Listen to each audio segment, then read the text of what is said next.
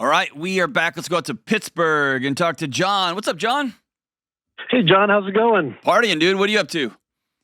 Oh, just on some days off right now from the job, but just at home trying to get some stuff done. Awesome. What's up? Yeah, I've listened to your show for a long time. There was a caller a couple weeks ago, maybe a month ago, that they were in a situation similar to me, only they were 30 years down the road. So I thought I'd call in and just pose my question and see what you got for me. 30 years down the road, like you see, like, oh, we're going to end up right there? Yeah. Kind of like they were speaking directly to me through their call, and they were 30 years into the marriage, right?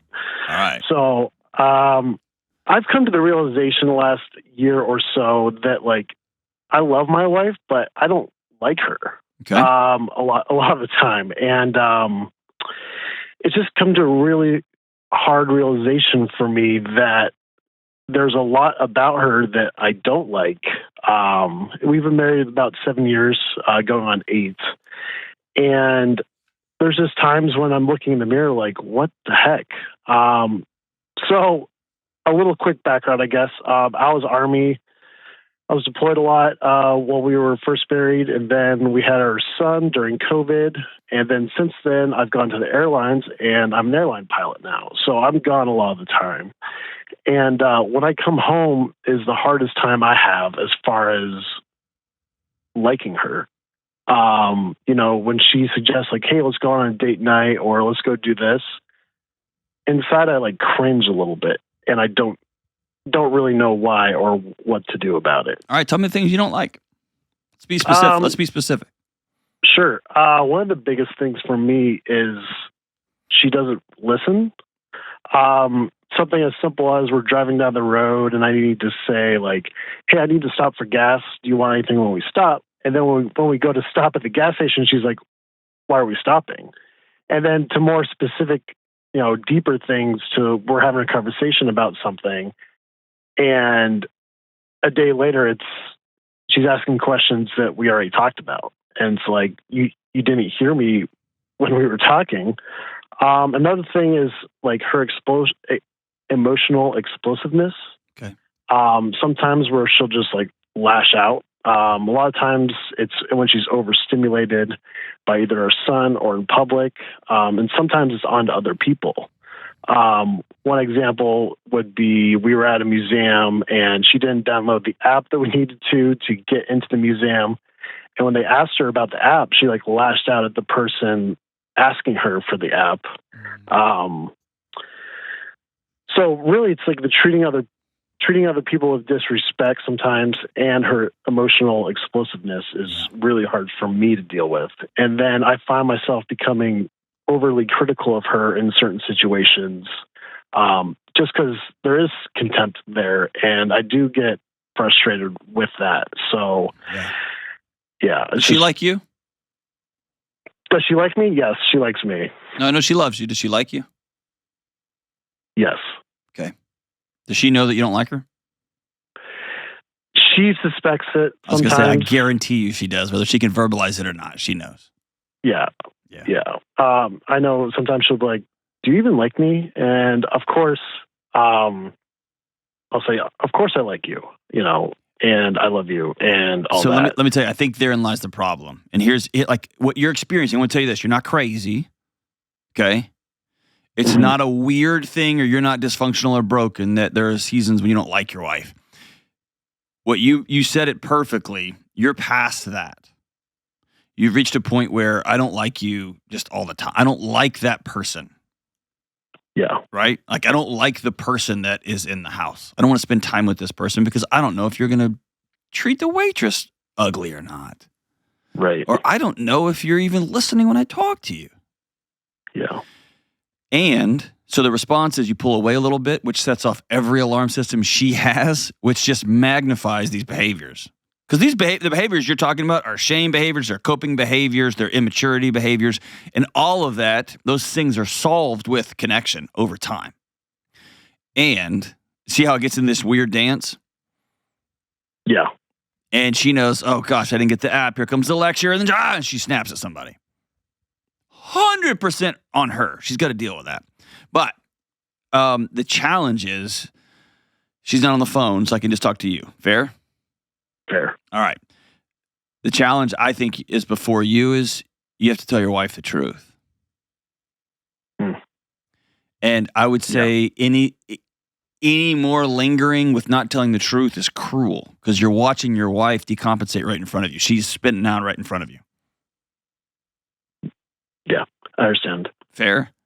And then the fantasy of it's all better when I'm on the road. It's not, but it begins to feel that way, right? And that leads to fantasies about, I'm just going to stay over. If I could just not be here, everything would be great. Yeah. All right.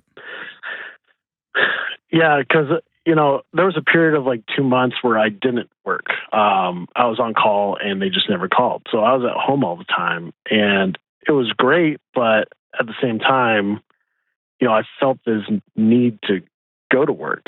Well, yeah, it's because you're a provider. I don't do well. I like working. I don't do well just sitting at home stewing. Like, oh, we got 10 days off. I'm like, and it's not because I don't love my family. I love being around my family. My family's hilarious. It's just a group of chaos. I love it. But I love working. Right? Yeah. I love it. And so I don't love working at the expense of liking my wife, though. But I do think you're at a place where you have to sit down and say, I am struggling with how you treat people in public to the point that I don't want to be around you anymore. Mm-hmm. You ask me if I love you, absolutely, till the end of time. I'm struggling with liking you right now. Yeah, because it definitely pours over to like sexual attraction, of course physical it does. attraction. Everything. It's not that she's not attractive. I mean, we work out all the time and everything. It doesn't matter. That doesn't emotional matter. That's connection. right. Attraction is so much more than physical. No question about it. Absolutely. But she knows you don't like her, whether she intellectually knows that or if she feels it. And she needs you to be honest about it. Yeah. And I think it's going to require you to be very specific, and it's going to require you to set it up. Hey, we need to have a really hard conversation, like a State of the Union of our marriage right now. And by the way, I said earlier, year 7 to 10, this is a season. It's a messy season. I don't know a couple that hasn't gone through some sort of existential, why are we doing this? Is this the right person? I don't even like this person. I'm not attracted to this person. It doesn't go through a series of deep, hard questioning during that 7 to 10 year mark. That's what I hear. Year 7, 8, 9, and 10 is one of the hardest seasons. It's hard. It's a tough season. Yeah. And a lot of it is you settle into these routines. Your life has unintentionally so just become the life you have. Right? And your wife is also imagining, wow, I'm just going to have a life where my husband's gone all the time. Yeah. I'm going to have a life where fill in the blank, X, Y, and Z, X, Y, and Z, X, Y, and Z. I'm going to have a life where I always have to be thinking about every detail because my husband's not here. And then when husband just shows up and starts talking, her head's still in the clouds, still thinking about details, thinking about this, thinking about this. But I think it's fair for you to sit down and say, when I talk, you don't even listen to me. Yeah. Or probably a better way to say that, don't say it like that, actually, because that's accusation. I would sit down and say, I feel like I talk to you and you don't hear what I have to say. And I feel that you are uninterested in the things coming out of my mouth. Yeah. And that is usually met with a layer of huge defensiveness coming from her. Yeah. And that's part of the not listening thing, right? When I talk to her, it's immediately defense mode. And all the behaviors you're telling me sounds like she is on permanent defense. And you know enough, hopefully you know enough about, I say hopefully, who cares? Like in football, if the team is on defense all the time, they start wearing down. Right. Right? You have to get on offense to get some momentum going the other way. And the lashing out to somebody because she forgot something, you say, hey, I feel this way, and she immediately internalizes that as criticism and comes throwing grenades back to you. That's defense, defense, defense, defense. And I think it's important to call that at the front of the conversation. Not going to engage in a fight with you. I'm inviting you into a very hard conversation about the state of our marriage. Yeah. Yeah. And tell her on the front, if you want to fight, I'm going to get up and I'm going to walk away from the table because I don't want to fight you right now. I need to tell you what I'm experiencing in this. And then if we need to take a day, 2 days, 3 days for you to process it, where you don't feel like you have to lash and come back, cool. But I don't want to just go in a loop, and then I said all the things and nothing has changed. And I think it's really fair, John, for you to lead the conversation with the only person you can change, which is you, and that is, I want to become more likable. I do like you. Yeah, but I feel like you don't even listen to me. And I feel like when I ask you a question, like at the museum, you just take it out on some stranger who didn't do anything. And I don't feel comfortable being around somebody who is volatile, who goes off on strangers, who isn't just a joyful person to be around. And that means I'm bringing an energy into this home that is not joyful. And I want to bring that home. I want you to be excited when I come home. And that means I'm not likable. What can I do to help that? And now what you've done is you've provided an invitation. Yes, she can still choose to hear it as accusation and go to war with you. That's fair. It's not fair, but that could happen. No question about that. And then I think there's a harder question. If she can't sit down at the table like an adult and have a hard, direct conversation, then you can go ask her if she wants to go see a therapist who can work that way, set some ground rules, and basically you have a neutral third party at that conversation.